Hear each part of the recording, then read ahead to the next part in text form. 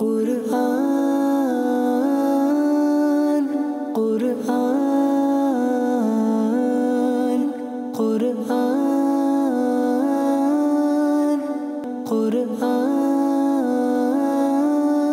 আলহামদুলিল্লাহি রাব্বিল আলামিন ওয়াসসালাতু ওয়াসসালামু আলা সাইয়্যিদিল মুরসালিন আম্মা বা'দ ফাআউযু বিল্লাহি মিনাশ শাইতানির রাজীম বিসমিল্লাহির রহমানির রহিম الصلاة والسلام عليك يا رسول الله وعلى آلك وأصحابك يا حبيب الله الصلاة والسلام عليك يا نبي الله وعلى آلك وأصحابك يا نور الله আলহামদুলিল্লাহ সহজ দর্সে কোরআন নামে এটা আমাদের নতুন অনুষ্ঠান শুরু হতে যাচ্ছে আর আমরা সংক্ষিপ্ত করে তাফসীরে কোরআন আলোচনা করব চেষ্টা থাকবে ভাষা যেন সহজ হয় সংক্ষিপ্ত হয় সংক্ষিপ্ত সময়ে বেশি থেকে বেশি কোরআন মাজিদের তর্জমা এবং তার তাফসীর আলোচনা করা যায় কোরআন হচ্ছে আল্লাহ তাআলার সর্বশেষ কিতাব এ হচ্ছে হিদায়াতের কিতাব হিদায়াত হচ্ছে মুত্তাকিদের জন্য হিদায়াত হচ্ছে মানুষের জন্য রমজানের মাসে লৌহে মাহফুজ হতে দুনিয়ার আসমানে অবতীর্ণ হয়েছে এবং এই বরকতময় মাসে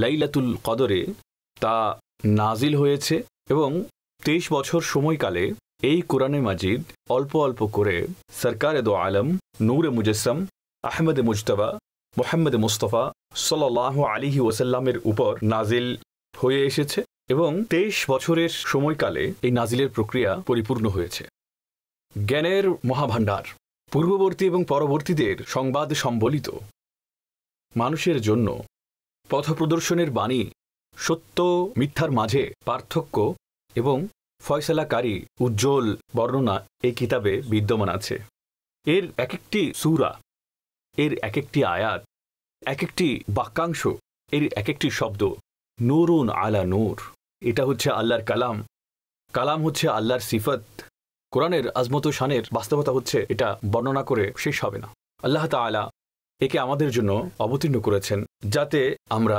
হিদায়াত প্রাপ্ত হই হেদায়েত পাওয়ার জন্য এর অধ্যয়ন খুবই জরুরি এর অনুধাবন খুবই জরুরি আর বোঝার জন্য আমরা এই সৌভাগ্য প্রাপ্ত হয়েছি যে সহজ ভাষায় এর তাফসীর আলোচনা করব শুনব ইনশাআল্লাহ এর মাধ্যমে হেদায়েত প্রাপ্ত হব এবং এর শিক্ষার উপর আমল করব কোরআন মাজিদের প্রথম সূরা হচ্ছে সূরায়ে ফাতিহা সূরা ফাতিহাতে 7টি আয়াত রয়েছে এই সূরায়ে ফাতিহার অনেকগুলো নামও রয়েছে এর একটি নাম হচ্ছে সূরায়ে শিফা কারণ এই সূরা পড়ে যার উপর দম করা হয় যে রোগের জন্য দম করা হয় তা থেকে আরোগ্য লাভ করা যায় এছাড়া একে সূরায়ে উম্মুল কিতাব বলা হয় কারণ কিতাবুল্লাহ কোরআনে মাজিদের বুনিয়াদ এই সূরাতে বিদ্যমান রয়েছে এই সূরাতে 7টি আয়াত মুবারাকা রয়েছে প্রাথমিকভাবে এই 1 থেকে 7 নম্বর আয়াত পর্যন্ত 4টি আলোচ্য বিষয় রয়েছে এর প্রথম বিষয়বস্তু আল্লাহ তাআলার হামদ আল্লাহ তাআলার সিফাত সম্পর্কে আলোচনা করা হয়েছে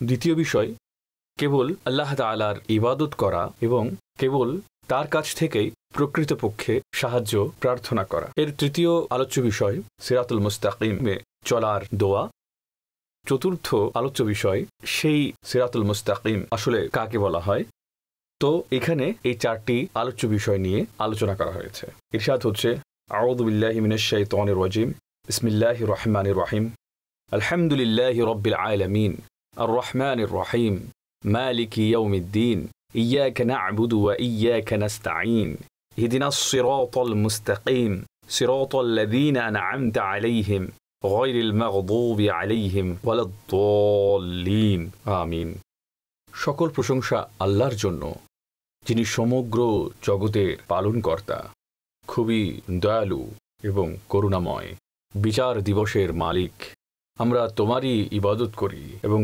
তোমার কাছ থেকেই সাহায্য প্রার্থনা করি আমাদের সরল পথে পরিচালিত করো সেই লোকেদের পথ যাদের উপর তুমি অনুগ্রহ করেছ কিন্তু তাদের রাস্তা নয় যাদের উপর গজব পতিত হয়েছে এবং পথভ্রষ্টদেরও নয় সকল প্রশংসা আল্লাহর জন্য কারণ সকল বস্তুর সৃষ্টিকর্তা খালিক মালিক রাজিক রব হচ্ছেন তিনি কোনো ধরনের শর্ত ছাড়াই প্রশংসা কেবল আল্লাহর জন্যই আর কোনো বিষয়ের যদি তারিফ করা হয় অথবা মখলুকের অথবা মাধ্যম ছাড়াই আল্লাহ তাআলার প্রশংসাই বটে যে মখলুকের সৃষ্টিকর্তা, সকল বস্তুর সৃষ্টিকর্তা এমন বানিয়েছেন যে তা তারিফ করতে হবে। তার শান সম্বন্ধে এখানে বর্ণনা করা হয়েছে সমগ্র জগতের পালনকর্তা, আসমান ও জমিন, আরশ ও ফরশ, পূর্ব ও পশ্চিম, জিন ও ইনসান, ফিরিস্তা এবং সমগ্র সৃষ্টি জগৎ, এবং তাছাড়া এবং সমগ্র জগৎ যা আমরা জানি না এবং ওই জগৎ যা আমরা জানি, এই সবগুলোর রব, সবগুলোর মালিক, সবগুলোর অধিপতি, পালনকর্তা, তাঁর রবুবিয়তের শানের মাধ্যমে ফয়েজ দাতা হচ্ছেন আল্লাহ তাআলা, এবং তার শান হচ্ছে যে তিনি অনেক দয়াবান, পরম করুণাময়। তার রহমতের বৃষ্টি প্রতিক্ষণে রিমঝিম করে বর্ষিত হচ্ছে। আমরা মাথা থেকে পা পর্যন্ত রহমতে ইলাহি, নিয়ামতে ইলাহির সমুদ্রে ডুবে আছি। তারপর তার শান হচ্ছে এই, তিনি প্রতিদান দিবসের মালিক। তিনি আমাদেরকে যেসব নিয়ামত দান করেছেন হিসাবও তিনি গ্রহণ করবেন, আর এসবের হিসাব যেদিন নেবেন তা হচ্ছে ইয়াউমে জাযা, সেটা হচ্ছে ইয়াউমুদ্দিন, প্রতিদান দিবস।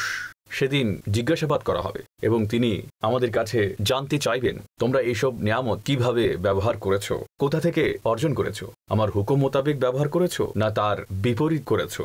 তিনি হচ্ছেন প্রতিদান দিবসের মালিক। এরপর বান্দা রবের প্রতি মনোযোগী হয়ে সম্বোধন করে। আমাদেরকে শেখানো হচ্ছে যে আপন রবের বারগাহে এইভাবে বলো, হে মাওলা, আমরা তোমারই ইবাদত করি। ইবাদত হচ্ছে কি? ইবাদত হচ্ছে ওই বিষয়ের নাম যে বান্দা আল্লাহ তাআলাকে প্রকৃত মাবুদ মনে করে, মুস্তাকিল বিজাত মনে করে, তাকে ওয়াজিবুল ওয়াজুদ মনে করে এবং বান্দা হওয়ার স্বীকারোক্তি ঘোষণা প্রদান করে বন্দেগী করতে হবে। তো এই বিশ্বাসের সাথে যা কিছু করা হবে তা ইবাদত বলে গণ্য করা হবে। তো আমরা তোমার ইবাদত করি, আমরা তোমার কাছ থেকেই সাহায্য প্রার্থনা করি, কারণ প্রকৃত সাহায্যকর্তা হচ্ছেন কেবলই আল্লাহ তাআলা। পৃথিবীতে কেউ যদি কাউকে সাহায্য করে, সন্তান মা বাবার সাহায্যে যৌবন প্রাপ্ত হয় এবং বুড়ো মা বাবার জন্য সন্তান আশ্রয়স্থল হয়।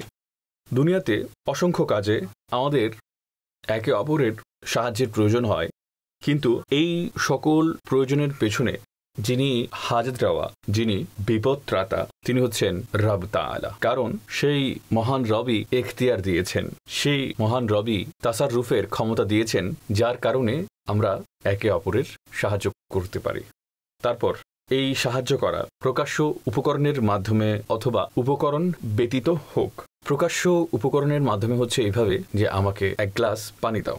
প্রকাশ্য উপকরণ ব্যতীত এর উদাহরণ হচ্ছে এই, আমি কোনো আল্লাহর ওয়ালি বা নবীর কাছে যদি এরকম বলি যে আমি পিপাসার্ত, এই জায়গাতে, এই জঙ্গলে পানি নেই, আপনি আমার জন্য পানির ব্যবস্থা করে দিন, তো সেখানে কারামত অথবা মুজিজা হিসেবে পানি কেউ পেয়ে যায়। এই যে সাহায্য, তাও আল্লাহ তাআলার দানের মাধ্যমে।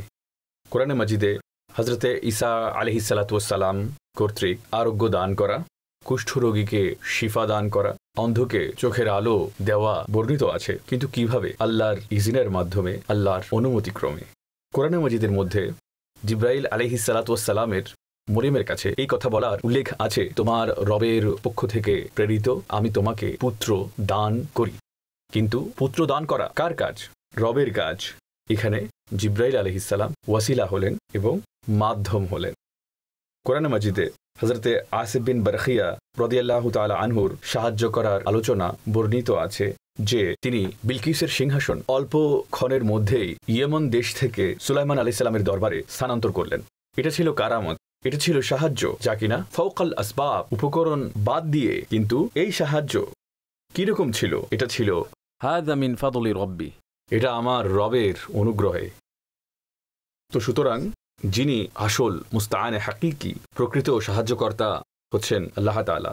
অবশিষ্ট যারা আছে, হোক প্রকাশ্য অথবা প্রকাশ্য উপকরণ ব্যতিরেকে, তাদের একেবারে সকলেই আল্লাহ তাআলার সাহায্যের প্রকাশস্থল, আল্লাহ তাআলার ইখতিয়ারের মাধ্যমে সাহায্য করে থাকেন। এরপরে আছে আল্লাহর বারগাহে দোয়া, হে আমাদের রব, আমাদের সরল পথে পরিচালিত করো, সিরাতুল মুস্তাকিম, যেটা হচ্ছে সহি আকীদার রাস্তা, যেটা হচ্ছে জান্নাতের রাস্তা, যেটা হচ্ছে নবীদের রাস্তা, যেটা হচ্ছে নবী পাক সাল্লাল্লাহু আলাইহি সাল্লামের সাহাবীদের রাস্তা। হে মাওলা, সেই সরল পথে চালাও। সেই পথ কেমন? বলা হচ্ছে পথ হচ্ছে তাদের যাদেরকে হে মাওলা তুমি পুরস্কার দিয়েছো, পুরস্কার কাদের জন্য? নবীদের জন্য, সিদ্দিকিনের জন্য, শহীদদের জন্য, সালেহীনের জন্য, যাদেরকে আমরা আউলিয়া বলে থাকি, যেটা নবীদের রাস্তা, আউলিয়া কেরামের রাস্তা, যেটা বুজুর্গানে দিন রাস্তা, যেটা সালফে সালিহিনের রাস্তা, গৌসে আজমের রাস্তা, খাজা মঈনুদ্দিন আজমেরির রাস্তা, যা খাজা বাহাউদ্দিন নকশবন্দির রাস্তা, আর যতজন আউলিয়া কেরাম আইমায়ে মুজতাহিদিনের রাস্তা, এরা হচ্ছেন ইনাম প্রাপ্ত বান্দা। তাদের রাস্তা হচ্ছে সিরাতুল মুস্তাকিম, আর তাতে চলার আমরা দোয়া করে থাকি।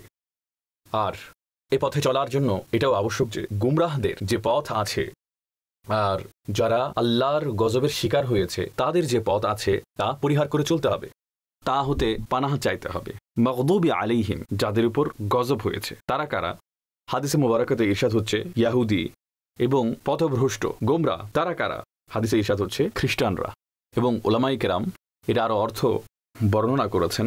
মাগদুব আলাইহিম, গজবের শিকার হচ্ছে ওই সকল লোকেরা যারা বদ আমল করে, যাদের আমল ভালো না। এবং পথভ্রষ্ট লোক হচ্ছে ওই সকল লোকেরা যাদের আকিদা খারাপ, যারা হচ্ছে বদ আকিদা। বদ আকিদা থেকে বাঁচা, বদ আমল থেকে বাঁচা, কাফিরদের সংস্পর্শ থেকে বাঁচা, এটা খুবই জরুরি সিরাতুল মুস্তাকিম পাওয়ার জন্য। এর শেষে আমিন বলা নবী পাক সাল্লাল্লাহু আলাইহি ওয়াসাল্লামের তরিকা। এ হচ্ছে সূরা ফাতিহা শরীফ। এ নিয়ে আমরা বিস্তারিত আলোচনা করতে পারি, কিন্তু কথা হচ্ছে তাই আমাদের উদ্দেশ্য হচ্ছে সংক্ষিপ্ত করা, সেজন্য এর তাফসীর এখানেই সমাপ্ত হচ্ছে। এরপর রয়েছে সূরাতুল বাকারা। সূরাতুল বাকারা মদিনা মুনাওয়ারাতে অবতীর্ণ হয়েছে। এটা হচ্ছে মাদানী সূরা।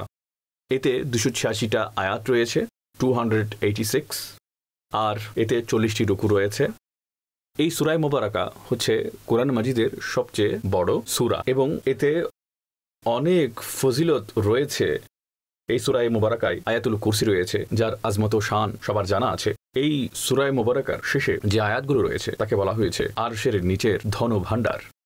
যেই ঘরে এই সূরায়ে মুবারাকা প্রতিদিন তেলাওয়াত করা হবে সেই ঘরে জাদু থাকে না, সেই ঘরে জিনের কোনো প্রভাব থাকে না, প্রত্যেক রকমের অনিষ্ট থেকে সে ঘর সুরক্ষিত থাকে। আর একে দুটি নূর হতে একটি নূর ঘোষণা করা হয়েছে। কুরআন মাজিদের সবচেয়ে মহান সূরাগুলোর একটি। এতে খুব সুন্দর আলোচনা রয়েছে অর্থনৈতিক, সামাজিক, নৈতিক, ঐতিহাসিক এবং বনি ইসরাইল কওমের, হযরতে ইব্রাহিম আলাইহিসসালাতু ওয়াসসালামের এবং আরও অনেক আম্বিয়া আলাইহিমুসসালাতু ওয়াসসালামের ঘটনা এই সূরায়ে মুবারাকায় বর্ণিত আছে। প্রিয় আকা সাল্লাল্লাহু আলাইহি ওয়াসাল্লামের শান ও আজমত এই সূরায় খুব সুন্দরভাবে বর্ণনা করা হয়েছে। এই সূরা আমরা শুরু করছি। ইরশাদ হচ্ছে বিসমিল্লাহির রহমানির রহিম, আল্লাহর নামে শুরু যিনি বড়ই দয়াবান এবং করুণাময়। আলিফ লাম মিম, এগুলো হচ্ছে হরফে মুকাত্তাআত।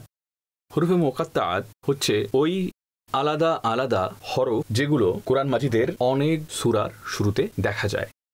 এগুলোর অর্থ কি এই সম্পর্কে উলামায়ে কেরাম বলেন, এগুলো হচ্ছে আল্লাহ এবং আল্লাহর রসুল সাল্লাল্লাহু আলাইহি ওয়াসাল্লামের মধ্যেকার গোপন বিষয়াদি। সাধারণ লোকেরা এই ব্যাপারে জ্ঞান রাখতে পারে না। এগুলো হচ্ছে রহস্যের বিষয়। আল্লাহ তাআলা এর জ্ঞান যাকে ইচ্ছা দান করেন। আমাদের আকা সাল্লাল্লাহু আলাইহি ওয়াসাল্লাম এগুলোর অর্থ জানতেন। অনেক আউলিয়া কেরামের ব্যাপারে কিতাবে লেখা হয়েছে, তারা এই কথা বলেছেন যে আল্লাহ তাআলা এই হরফে মুকাত্তাআতের ইলম আমাদের জন্য উন্মোচন করেছেন। একেবারে সবগুলো নয়, কিন্তু অনেকগুলো রহস্য আমাদের কাছে উন্মোচন করা হয়েছে। ইরশাদ হচ্ছে যালিকাল কিতাবু লা রাইবা ফীহি হুদাল লিল মুত্তাকিন, সেই মহান মর্যাদাবান কিতাব যাতে কোনো সন্দেহের অবকাশ নেই, এতে খোদা ভীরুদের জন্য রয়েছে হিদায়াত। এটা হচ্ছে সূরা বাকারার দ্বিতীয় আয়াত। আর এই যে সূরা বাকারার 1 থেকে শুরু করে 7 নম্বর আয়াত, 1 থেকে শুরু করে 7 নম্বর আয়াত পর্যন্ত এখানে 4টি বিষয় আলোচিত হয়েছে। প্রথম বিষয় হচ্ছে কোরআন, এতে কোনো রকম সন্দেহের অবকাশ নেই। দ্বিতীয় বিষয় হচ্ছে এতে মুত্তাকিনদের বৈশিষ্ট্যাবলী বর্ণনা করা হয়েছে। তৃতীয় বিষয় হচ্ছে মুত্তাকি ব্যক্তির পুরস্কার দুনিয়াতেও রয়েছে, আখিরাতেও রয়েছে। এবং চতুর্থ বিষয় হচ্ছে কিছু বিশেষ কাফিরদের অবস্থা এবং তাদের পরিণতি। তো এখানে প্রথম বিষয় বর্ণনা করা হয়েছে যে একটি মর্যাদাবান কিতাব যাতে সন্দেহের কোনো অবকাশ নেই, এর সত্যতা এত অকাট্য, এত সুস্পষ্ট আর এত প্রমাণ দ্বারা পরিপূর্ণ যে বিবেকবান ব্যক্তি এ নিয়ে চিন্তা ভাবনা করে তবে এতে কোনো সন্দেহ থাকতে পারে না। এতে মুত্তাকিদের জন্য হিদায়াত রয়েছে। কোরআন তো হিদায়াত হচ্ছে সকল মানুষের জন্য, কিন্তু এখানে বলা হচ্ছে মুত্তাকিদের জন্য। এর অর্থ হচ্ছে এই, হিদায়াত এসেছে সবার জন্য, কিন্তু এ থেকে উপকৃত হতে পারে মুত্তাকিগণ, যারা উপকার নিতে পারে। এখানে বিশেষ করে তাদের আলোচনা করা হয়েছে। এবং সেই মুত্তাকিনদের বৈশিষ্ট্য কি? ইরশাদ হচ্ছে আল্লাযীনা ইউমিনুনা বিল গায়বি ওয়া ইউকিমুনাস সালাতা ওয়া মিম্মা রাযাকনাহুম ইউনফিকুন। সে সকল ব্যক্তি তারা দেখা ব্যতীত ঈমান আনে আর নামাজ কায়েম করে, আমার দানকৃত রিজিক হতে কিছু আমার পথে ব্যয় করে। والذين يؤمنون بما أنزل إليك وما أنزل من قبلك وبالآخرة هم يوقنون। এবং তারা ঈমান আনে তার উপর যা হে হাবিব আপনার উপর নাজিল করা হয়েছে এবং যা আপনার পূর্বে নাজিল করা হয়েছে, এবং তারা আখিরাতের উপর দৃঢ় বিশ্বাস রাখে। এখানে মুত্তাকিদের গুণাবলী বর্ণনা করা হয়েছে যে তারা দেখা ব্যতীত ঈমান আনে। আল্লাহকে তারা দেখেনি, আল্লাহকে বিশ্বাস করে। জান্নাতকে দেখেনি, জান্নাতকে বিশ্বাস করে। পূর্ববর্তী নবীদের দেখেনি, তাদের প্রতি ঈমান আনে। ফেরেশতাদের দেখেনি, তাদের প্রতি ঈমান আনে। আখিরাতকে দেখেনি, আখিরাতের উপর ঈমান আছে। তারা দেখা ব্যতীত ঈমান আনে আর তারা নামাজ কায়েম করে। নামাজ পড়া মুত্তাকিদের মৌলিক বৈশিষ্ট্য। ওয়ালি হচ্ছে তারাই যারা মুত্তাকি, আর মুত্তাকি হচ্ছে সেই যে নামাজ কায়েম করে। এর অর্থ হচ্ছে এই, যারা নামাজ পড়ে না, যারা নামাজ পড়ে না তারা কখনো ওয়ালি হতে পারে না। কারণ যারা নামাজ পড়ে না সে মুত্তাকি হতে পারে না। নামাজ যে পরিত্যাগ করে সে মুত্তাকি হতে পারে না, আর যে মুত্তাকি হতে পারে না সে ওয়ালি হতে পারে না। সুতরাং যদি এমন কোনো বান্দাকে দেখেন ফিলায়াতের দাবি করছে কিন্তু নামাজ পড়ে না, ধরে নেবেন যে সে আল্লাহর ওলি হতে পারে না। কোরআনে যে বৈশিষ্ট্য বর্ণনা করা হয়েছে তার মধ্যে সেগুলো পাওয়া যায় না। আর নামাজ কায়েম করার অর্থ হচ্ছে কি? প্রকাশ্য অপ্রকাশ্য সকল আদব সামনে রেখে নামাজ আদায় করা। প্রকাশ্য আদব কি? যেগুলো নামাজের প্রকাশ্য সুন্নত রয়েছে সেগুলো আদায় করা। অপ্রকাশ্য আদব যে দেহের সাথে অন্তর আল্লাহর দিকে ঝুঁকিয়ে দেওয়া। অন্তর যেন আল্লাহকে সিজদা করে, তেলাওয়াত করলে প্রভাব ফেলে, রুকু করলে অবনত হয়ে যায়, আর যখন সাজদা করে অন্তর যেন আল্লাহর দিকে অবনত হয়ে যায়। আত-তাহিয়াতু পড়ে আল্লাহ তাআলার হামদ সানায় মন যেন ডুবে যায়। যখন দুরুদ পড়ে আকা করিম সাল্লাল্লাহু আলাইহি সাল্লামের ভালোবাসায় সেই দুরুদ পাঠ করে। এটাই হচ্ছে সেই নামাজ যা পড়লে বলা হবে যে নামাজ কায়েমকারী। তার বলা হচ্ছে আমার প্রদত্ত রিজিক হতে কিছু আমার পথে ব্যয় করে, যাকাত রূপে, সদকা রূপে কিছু ব্যয় করে। এর অর্থ হচ্ছে এই, একেবারে সমস্ত অর্থ সম্পদ দান করতে হবে না, পরে নিজেই পেরেশানিতে পড়ে যায়, ঘরের খরচ নির্বাহ করা না যায়, পরে নিজেকেই ভিক্ষা করতে হয়। না, কিছু অংশ ব্যয় করে, এতটুকু ব্যয় করে যে অন্যেরও কল্যাণ হয় এবং নিজেও যেন স্বস্তি অবস্থায় থাকে। কারো মর্যাদা এত উন্নত যে সকল কিছু ব্যয় করে আল্লাহর উপর ভরসা অনেক বেশি, তো তার জন্য হুকুম ভিন্ন হবে। যেমন সিদ্দিক আকবর রাদিয়াল্লাহু তাআলা আনহু করেছেন।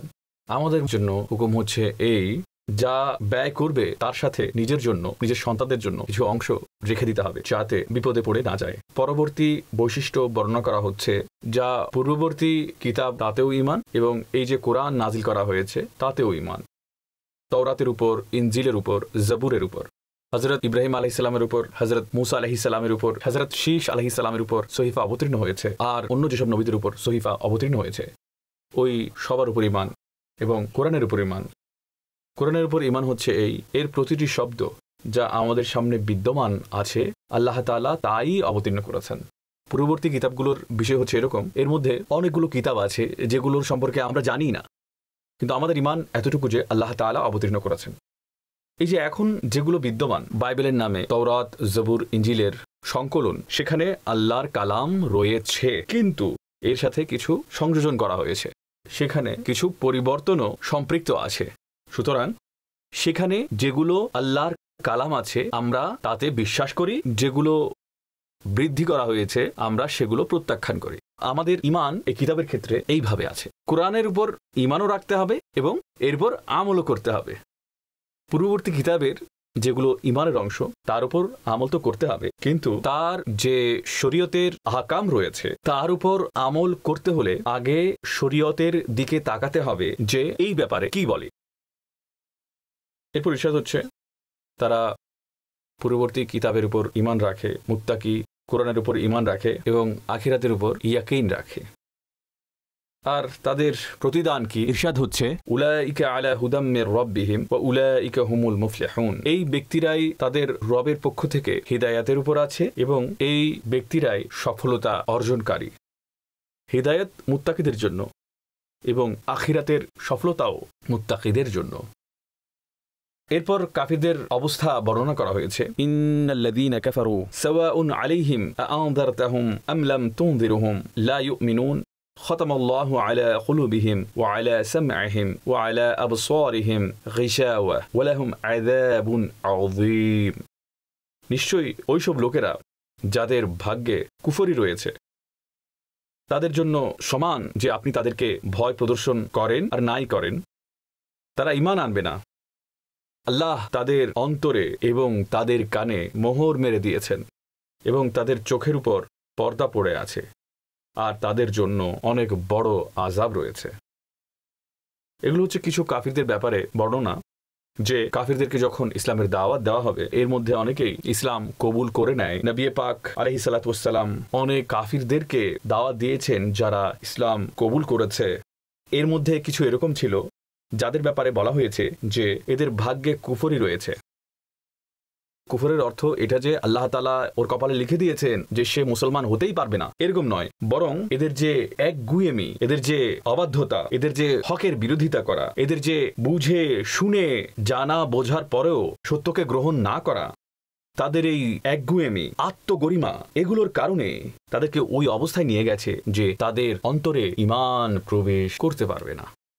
তো এগুলো হচ্ছে তাদের আমল এবং কার্যের কারণে অবস্থা এরকম হয়েছে যে এরা ইসলাম আর কবুল করতে পারবে না। তো বলা হচ্ছে এদেরকে ভয় প্রদর্শন করুন নাই করুন, কখনো ঈমান আনবে না। তাদের জন্য সমান, যারা বোঝায় তাদের জন্য নয়, তাদের জন্য তো সওয়াব রয়েছে। দাওয়াত ইসলাম যারা দেয় তো সওয়াব রয়েছে, এদের জন্য হচ্ছে সমান, এরা কবুল করবে না। তো বলা হচ্ছে এদের অন্তরে কানে মোহর অঙ্কিত হয়ে গেছে, অন্তর কবুল করবে না, কান শুনবে না, চোখের উপর পর্দা পড়ে আছে, সত্যকে দেখতে পায় না, আর তাদের জন্য রয়েছে অনেক বড় আযাব। এরপর আয়াত নম্বর ৮ থেকে ১৩ পর্যন্ত ৩টি বিষয় বর্ণিত হয়েছে। প্রথম বিষয় হচ্ছে ঈমান আনায়নের ক্ষেত্রে মুনাফিকদের অবস্থা এবং মুনাফিকদের পরিণতি। দ্বিতীয় বিষয় হচ্ছে কল্যাণের নামে বিশৃঙ্খলা সৃষ্টি করা, তারা নাম নেয় কল্যাণের, কাজ করে ফিতনা ফাসাদের। আর তৃতীয় বিষয় হচ্ছে সাহাবায়ে কেরামের প্রতি মুনাফিকদের আপত্তি করা এবং আল্লাহ তাআলার পক্ষ থেকে তাদেরকে জবাব দেওয়া। এই 3টি বিষয় আয়াত নম্বর ৮ থেকে ১৩তে বর্ণিত হয়েছে। ইরশাদ হচ্ছে وَمِنَ النَّاسِ مَن يَقُولُ آمَنَّا بِاللَّهِ وَبِالْيَوْمِ الْآخِرِ وَمَا هُمْ بِمُؤْمِنِينَ يُخَادِعُونَ اللَّهَ وَالَّذِينَ آمَنُوا وَمَا يَخْدَعُونَ إِلَّا أَنفُسَهُمْ وَمَا يَشْعُرُونَ فِي قُلُوبِهِم مَرَضٌ فَزَادَهُمُ اللَّهُ مَرَضًا وَلَهُمْ عَذَابٌ أَلِيمٌ بِمَا كَانُوا يَكْذِبُونَ। আর কিছু মানুষ বলে আমরা আল্লাহর উপর এবং আখিরাত দিবসের উপর ঈমান এনেছি, বস্তুত তারা ঈমানদার নয়। এই লোকেরা আল্লাহকে এবং ঈমানদারদেরকে ধোঁকা দিতে চায়, বরং এরা নিজেরা নিজেদেরকে ধোঁকা দিচ্ছে, আর তাদের সেই অনুভূতি নেই। তাদের অন্তরে রয়েছে রোগ, তাদের অন্তরে রয়েছে ব্যাধি। আল্লাহ তাদের ব্যাধিকে আরও বাড়িয়ে দিয়েছেন, আর তাদের জন্য তাদের মিথ্যা বলার কারণে মর্মন্তুদ শাস্তি রয়েছে। এখানে যা বলা হয়েছে তা হচ্ছে মুনাফিকদের ভাষ্য। তারা বলতো আমরা তো আল্লাহকে মানি, আখিরাতকে মান্য করি, আমরা আল্লাহকে মানি, আখিরাতকে মানি, তারপরও তারা কাফির। আল্লাহ তাআলা বলছেন ওয়ামা হুম বিমুমিনিন, তারা মুমিন নয়, তারা মুসলমান নয়। কেন? কারণ তারা আল্লাহকে মানে, আখিরাতকে মানে, কিন্তু মুহাম্মদ মুস্তাফা কে মান্য করে না সাল্লাল্লাহু তাআলা আলাইহি ওয়াসাল্লাম। আল্লাহর হাবিব সাল্লাল্লাহু আলাইহি ওয়াসাল্লামকে মানা ব্যতীত ঈমান সম্পূর্ণ হতে পারে না। লা ইলাহা ইল্লাল্লাহুকে মানে, কিন্তু মুহাম্মদ রাসূলুল্লাহ সাল্লাল্লাহু আলাইহি সাল্লামকে মানে না, এটা ঈমান হতেই পারে না। বলা হচ্ছে তারা ঈমানদার নয়। আর তারা যখন এসে বলে আমরা ঈমানদার, আখিরাতে বিশ্বাস করি, তখন বলা হচ্ছে এরা মূলত মুমিনদেরকে ধোঁকা দিতে চায়। আর সাথে এটাও বলা হচ্ছে এরা আল্লাহকে ধোঁকা দিতে চায়, আল্লাহর সাথে প্রতারণা করতে চায়। কিন্তু বলা হচ্ছে এরা ধোঁকা দিতে পারে না কেবল নিজেদের সত্তার উপর ব্যতীত। এরা নিজেদেরকে নিজে ধোঁকা দিচ্ছে। আল্লাহকে ধোঁকা দেওয়া কিভাবে সম্ভব?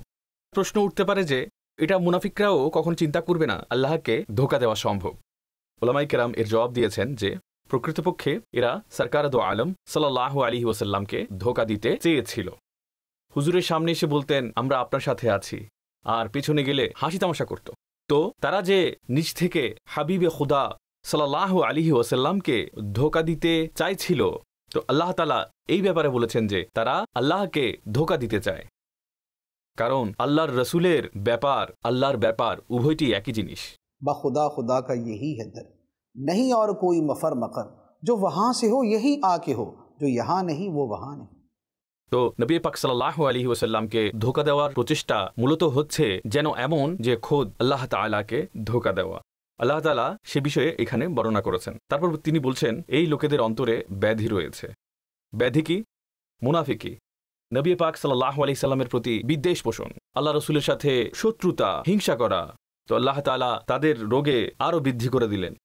আর সেটা কিভাবে বৃদ্ধি করলেন? তারা সরকারের শান দেখে জ্বলত, আল্লাহ তাআলা আরও বাড়িয়ে দিলেন। কোরআনে পাক নিয়ে হিংসা করত, কোরআনের আরও অংশ নাজিল করলেন।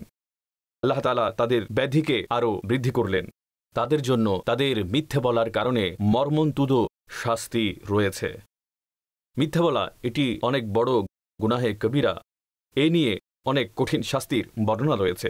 যদিও বা ইতিকাদ আকীদা নিয়ে মিথ্যা বলা সম্পর্কে বলা হয়েছে, কিন্তু এটা ছাড়াও মিথ্যা বলা একটি অনেক বড় গুনাহ। ইরশাদ হচ্ছে মিথ্যা হচ্ছে অবাধ্যতা, নাফরমানি পর্যন্ত নিয়ে যায়, জাহান্নাম পর্যন্ত নিয়ে যায়। মুনাফিকদের পরবর্তী বিষয় যে সংশোধনের নামে ফিতনা ফাসাদ সৃষ্টি করা। তারা করত ফাসাদ কিন্তু নাম নিত সংশোধনের। ইরশাদ হচ্ছে ওয়াইযা কিলা লাহুম লা তুফসিদু ফিল আরদ ক্বালু ইন্নামা নাহনু মুসলিহুন আলা ইন্নাহুম হুমুল মুফসিদুন ওয়ালাকিন লা ইয়াশউরুন। আর যখন তাদেরকে বলা হয় যে জমিনে ফাসাদ সৃষ্টি করো না, তখন তারা বলে যে আমরা তো সংশোধনকারী। শুনে নাও, এইসব লোকেরাই হচ্ছে ফাসাদ প্রসারকারী, কিন্তু তাদের তা উপলব্ধি নেই। এটা ছিল মুনাফিকদের পদ্ধতি। তারা মুনাফিকের মাধ্যমে ফাসাদ প্রসার করত। আর যখন তাদেরকে বলা হতো যে এমন আচরণ করো না, তখন তারা বলতো যে এখানে গিয়ে একরকম বলো, ওখানে গিয়ে আরেক রকম বলো, মুসলমানদের বিরুদ্ধে ষড়যন্ত্র করো, আল্লাহর হাবিবের বিরুদ্ধে ষড়যন্ত্র করো। তখন তারা বলতো আমরা তো এরকম করি না, আমরা তো অনেক বেশি সংশোধনকারী, আমরা তো কল্যাণকামী। তো আল্লাহ তাআলা ইরশাদ করছেন যে জেনে রেখো এইসব লোকেরা হচ্ছে ফাসাদি। এরা ফাসাদি, কিন্তু তারা তা উপলব্ধি করতে পারে না। নিজেরা মনে করে যে আমরা দুই দিকেই সেটিং করে রেখেছি, কিন্তু রব তাআলা ইরশাদ করছেন যে না, এদের উপলব্ধি নেই, এরা হচ্ছে ফাসাদি। আর এরা যা করছে তার পরিণতি কি হবে? এরপর মুনাফিকদের সাহাবায়ে কিরামদের নিয়ে যে আপত্তি ছিল, তাদের আপত্তি কি ছিল? সাহাবায়ে কিরাম তাদের সবকিছু সরকার সাল্লাল্লাহু আলাইহি সাল্লামের জন্য কোরবান করে দিতেন। নবী পাক সাল্লাল্লাহু আলাইহি সাল্লামের হুকুমে জান, নিজের মাল সবকিছু কোরবান করে দিতেন।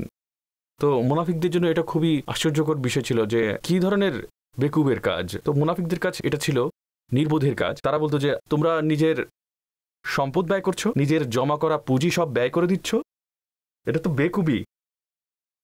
যখন তাদেরকে বলা হতো যে তোমরাও ওইভাবে ঈমান আনো যেভাবে সাহাবায়ে কেরাম ঈমান এনেছে, তখন তারা বলতো যে এরা তো নির্বোধ, মাআযাল্লাহ।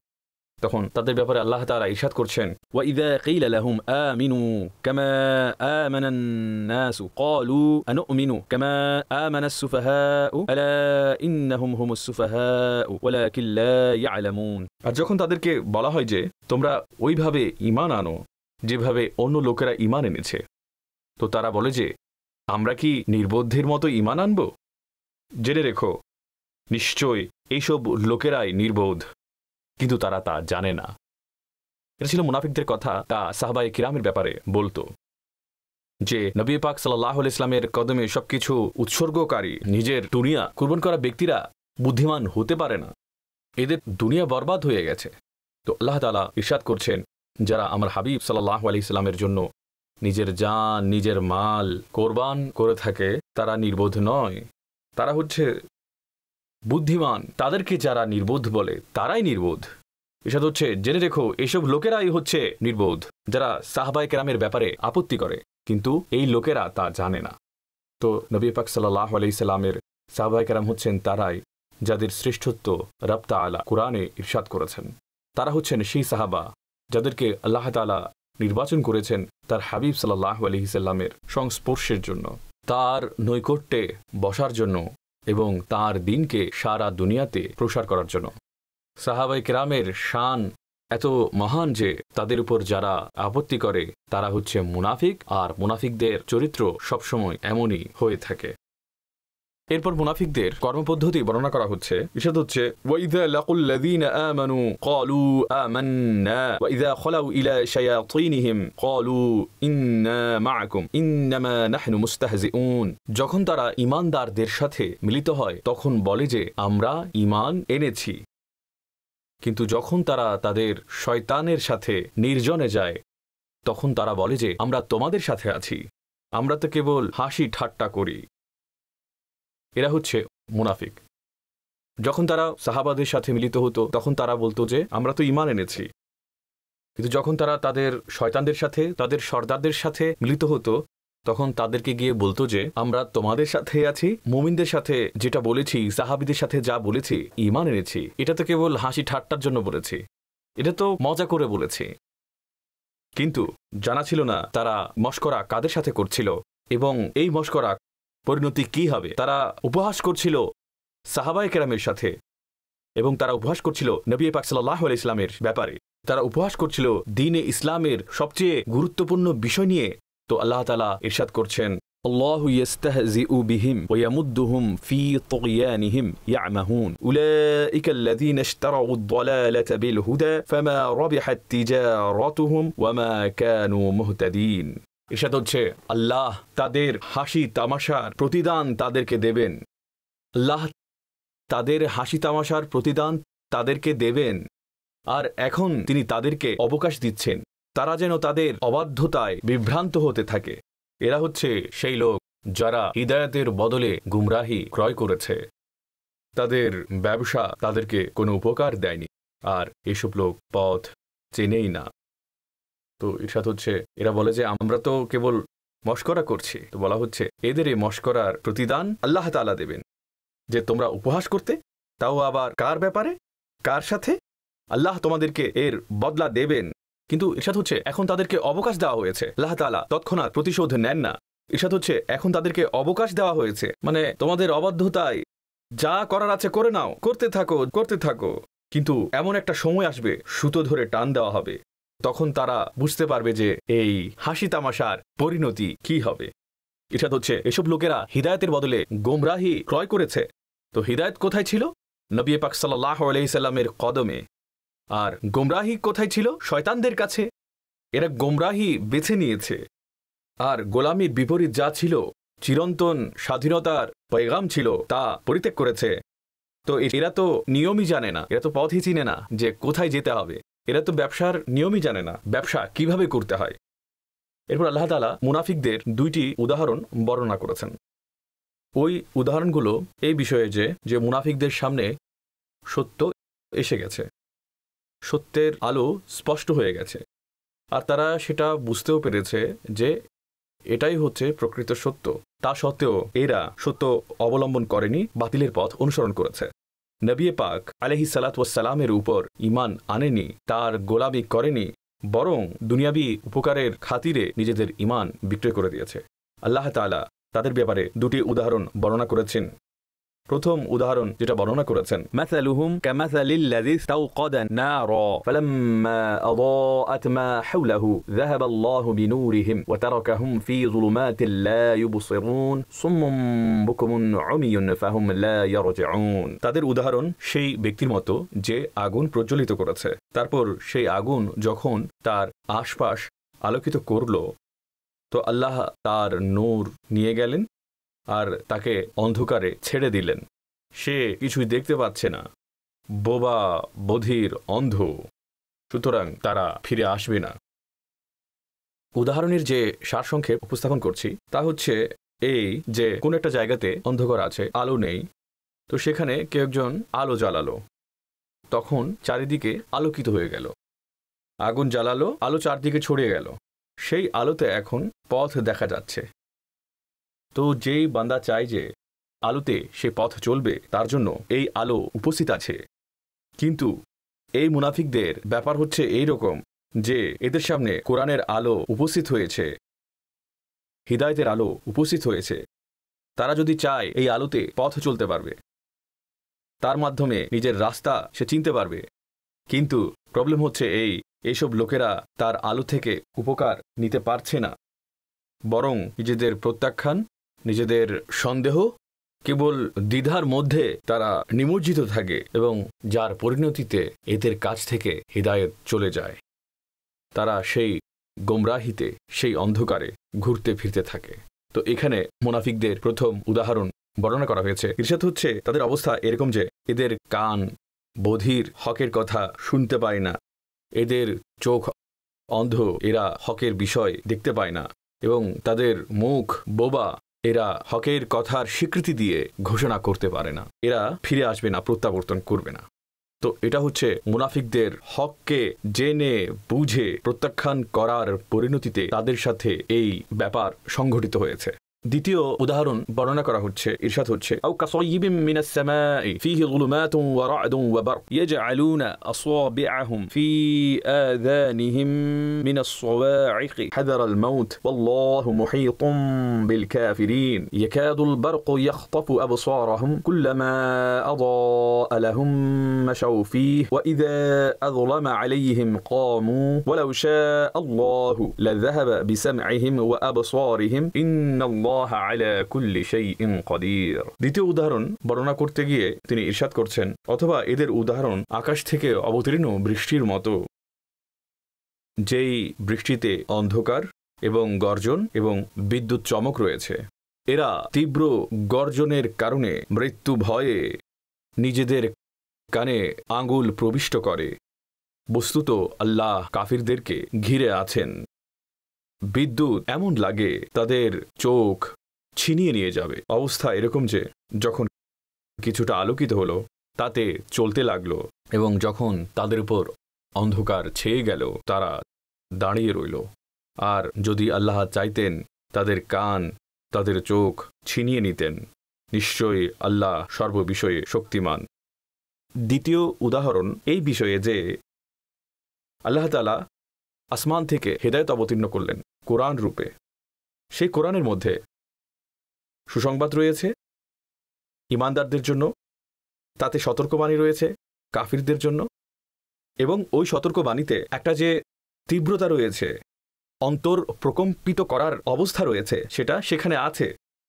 এটা হতে দেখা যায় যে ইসলামকে কিছুটা যখন দৃশ্যত প্রকাশ্যভাবে ইসলামের পার্থিব উন্নতি হয়ে যায়, আর মুনাফিকরা যখন দেখতে পায় যে ইসলাম কবুল করলে টাকা মিলবে, উপকার মিলবে, তখন তারা ইসলামের আলোতে চলতে থাকে, মাশাউফি, যে তারা আলোতে চলতে থাকে। কিন্তু যখন কোনো সতর্কবাণী অবতীর্ণ হয় অথবা দৃশ্যমান কোনো ক্ষতি অবতীর্ণ হয়, তো তখন তারা ভয় পেয়ে যায়। তারা বলে যে না, ইসলাম কবুল করলে এই প্রবলেম হবে, আমরা কবুল করব না।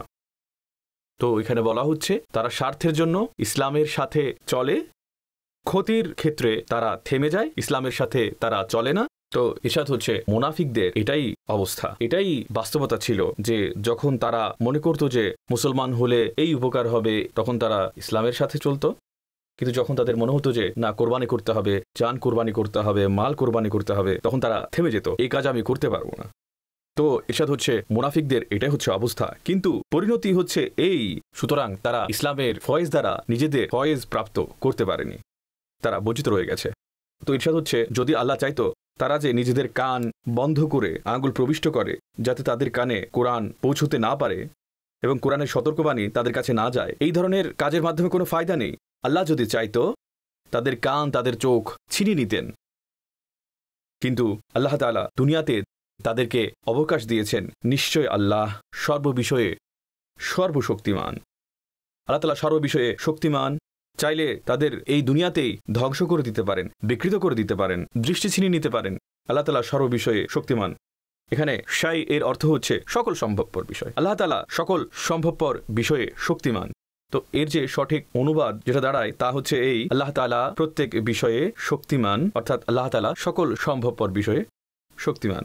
তো আজকের দরসে সূরা ফাতিহা শরীফের 7টি আয়াত এবং সূরাতুল বাকারার 20টি আয়াতের দরস আমরা শুনেছি। আল্লাহ তাবারক ওয়া তাআলা আমাদেরকে কোরআনে পাকের নূরে আমাদের বক্ষকে উদ্ভাসিত করুন এবং এই যে সহজ তাফসিরে কোরআন রয়েছে তা শুনে তার উপর আমল করার তৌফিক দান করুন। আমিন বিজাহিন নবীল আমিন সাল্লাল্লাহু আলাইহি ওয়াসাল্লাম। কুরআন কুরআন কুরআন কুরআন